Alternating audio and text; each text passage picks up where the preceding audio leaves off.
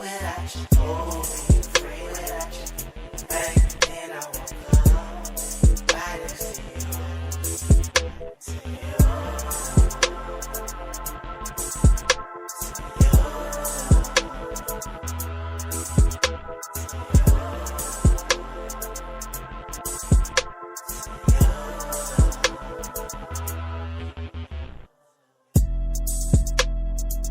Don't leave, don't leave, don't leave, don't leave.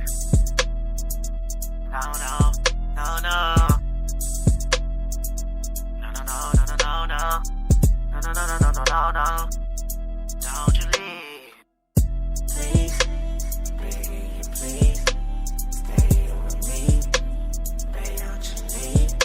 I need to see your face at least. And if you leave, pray for me. Please, baby, please, stay with me.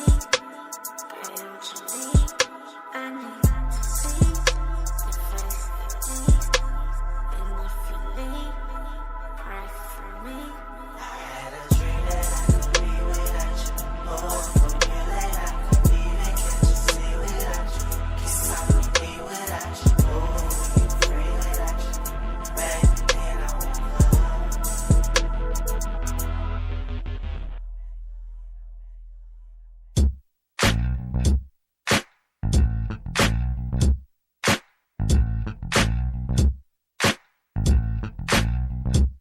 Now I'ma do this thing like it ain't done before. Never leave the game stranded, I had to give more. I'ma give you what you want, what you waiting for. Make the music that the people can't ignore. A lot of niggas be tripping. A lot of them be wishing that they was in my Woman Wednesday. Thank you for joining your boy. The number to the show is 404-382-0338. You can also email me at doug@thedougstewartshow.com. What's today's date? February 15th, 2017. Let's talk a little bit of birthdays and entertainment.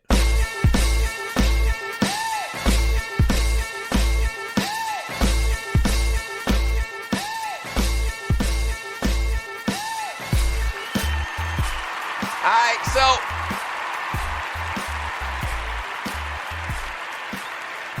celebrities celebrating birthdays today. Birdman. Is he like owner, CEO of Cash Money Records? So I'm taking my daughter to school a couple days ago, and I'm listening to one of the old school hip hop stations, and they play Bling Bling with Cash Money All Stars, I guess. And the little part where Weezy comes on, I think Weezy's singing the chorus. And my daughter's like, is that Lil Wayne? I was like, yeah, Lil Wayne was like 14 years old when this song came out.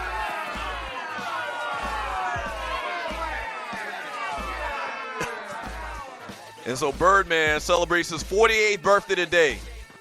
Happy birthday, Birdman. Crazy ass. Put some respect on my name.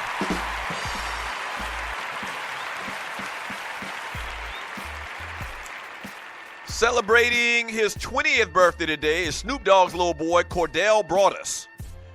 The young man, highly touted in football, coming out of high school. Signed on to play with UCLA and then quit. Didn't want to play football anymore. Then he came back, and I'm not sure if he's still on the team now. He's already quit again. I can't remember. But happy birthday to Snoop's little boy, Cordell Broadus, 20 years old. Happy birthday to him. I'm sure he's listening right now. Salida Ebanks turns 34 years old today. She's like a model. What else does she do? I think she used to date Nick Cannon. She kind of fine. Salida Ebanks turns 34 years old today. Happy birthday to her. And that's it. Been kind of light on birthdays lately. And you're listening to the Doug Stewart Show. Been kind of light on birthdays lately. If you got a birthday coming up, man, shoot me an email at doug@thedougstewartshow.com. And I'd love to give you a birthday shout-out, you or a family member or something like that. Wait a minute. I think we did have a special shout-out. Let me go back in my little notes here. You listen to the Doug Stewart Show. We do. This came from, and it's not a birthday shout out. It's a special request from Tiffany Poodle in Portland. She wanted me to give a shout out to her man. She calls him affectionately Bear.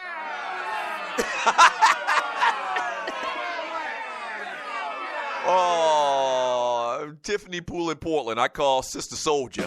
The Sister Soldier of the Doug Stewart Show says to give her boyfriend, I don't know if it's her boyfriend or husband, I'm not sure exactly, but give her man a Valentine's Day shout out. And we're a little bit late, but it's okay.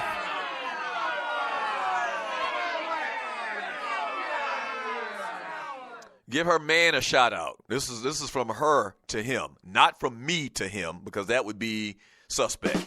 So from Tiffany to my man Bear, that didn't sound right either. From Tiffany to her man Bear, shouts out and hope you had a happy Valentine's Day. That's from her, not from me.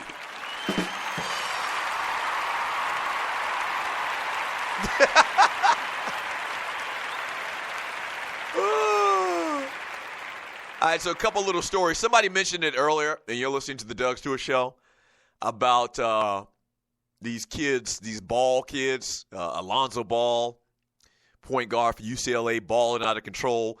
So their daddy is kind of lightweight, a Richard Williams. Richard Williams, very outspoken, very boisterous, didn't mind giving you his opinion. What's the word I'm looking for? Kind of had like an arrogance, an air about himself, in a good way, in my opinion.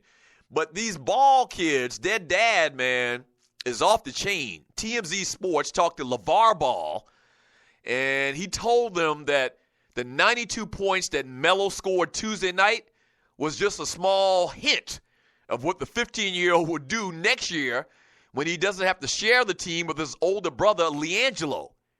He says, quote, "That's a preview of what he's going to do on the fact that Melo is my only son that won't have to share the spotlight." And what he means by that is Alonzo is a freshman now, and the other kid, LiAngelo, I think is a senior or something right now. And then this young kid, Melo, is, a freshman or a sophomore, I believe. When they asked him, was it possible if the kid could average 40 or maybe even 50 points a game, Daddy Ball said, easily. Damn. Yeah, he said easily. Like, he's very confident in the skills of his kids. Now, listen, I'm not gonna take anything away. Alonzo Ball is a beast. The kid at UCLA, probably gonna be the first pick in the draft. Once again, everybody named Mama tell you that he reminds you of Jason Kidd, the younger kid. Scored 92 points in a game. His dad they asked him about the whole cherry-picking thing, about how, he didn't play any defense. He just stayed down on one end of the court getting little easy layups. And his dad was like, listen, if you cherry-pick and you can get 92 points, then I like cherry-picking. So he 100% supports his sons and these little records that they're getting, man, the 92 points and all of the big things that they're doing. He's supporting his sons. I can't be mad at him for that, man.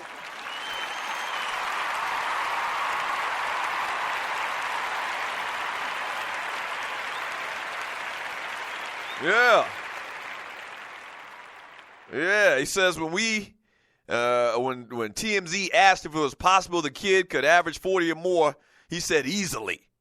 Like, it's not a problem at all. My son is going to do this.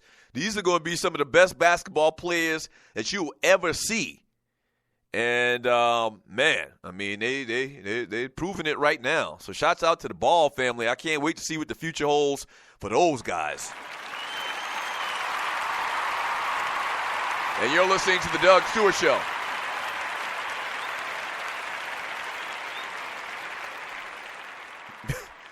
And then also, man, the Russians at our back door.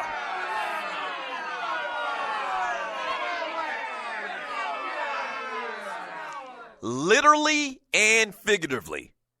High-level advisors close to then-presidential nominee Donald Trump were in constant communication during the campaign with Russians known to U.S. intelligence.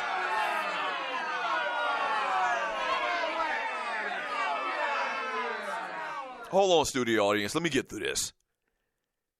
current and former intelligence, law enforcement, and administration officials tell CNN.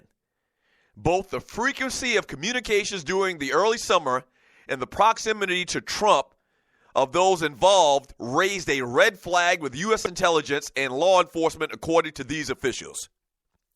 The communications were intercepted during routine intelligence collection targeting Russian officials and other Russian nationals known to U.S. intelligence. Officials emphasized that communications between campaign staff and representatives of foreign governments are not unusual. However, these communications stood out to investigators due to the frequency and the level of the Trump advisors involved.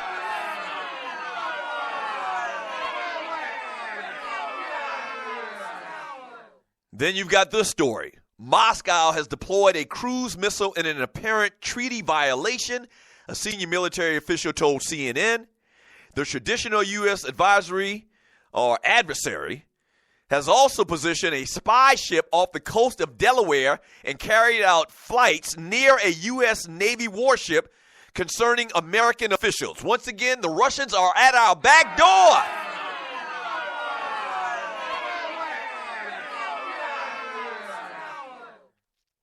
Just last week, a U.S. Navy warship in the Black Sea had 3 encounters with Russian aircraft Friday that were deemed to be unsafe and unprofessional because of how close the Russian planes flew to the U.S., according to a senior defense official.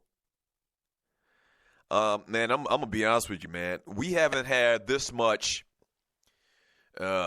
Russian-U.S. controversy talk, ill will, espionage, conversation since I was probably in middle school when the whole Cold War thing was going on. Like, do you remember, if you're my age, you remember we used to do these drills. Like when I was like in elementary school, we used to do these like emergency action drills, in the case of some type of, catastrophe. And one of the catastrophes that we prepared for, and I'm sure they don't do this anymore, and maybe they do, I don't know. I haven't been in elementary school for, 30-something years, 40 years. But we used to do these little drills, man, in the case of a catastrophe. So it was anything, any number of things that could happen, but in particular it was about a war starting. Right, I do. I remember this. And, like, the whole Cold War thing has kind of gone to the side. And, so for many, many years there hadn't been a lot of talk about the Russians and then the Soviet Union and all of that stuff, man. But over the last 2 or 3 months, man, where all of this stuff came to light about the Russians hacking into our campaigns, and now this stuff with the Flynn guy being relieved of his duties or being fired, and now Russians parking spy ships near Delaware, and flying planes near our Navy. Like, what the hell is going on, man? Oh, damn.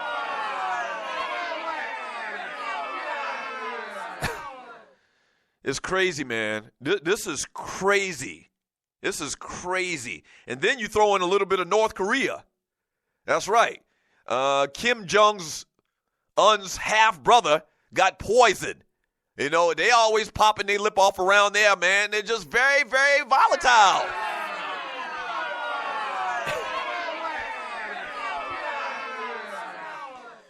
Oh, we living in a time, Fessa. We living in a time. Somebody sent me an email, man, and they talked about prophecy. And you're listening to the Doug Stewart Show. They sent me an email talking about prophecy and how there's all these different indicators that Donald Trump is the Antichrist. Think about that, man. Like the whole vibe surrounding Trump over the last couple of months and ever since he's been in office, man, is just weird. It's just weird as shit. First of all, it's weird that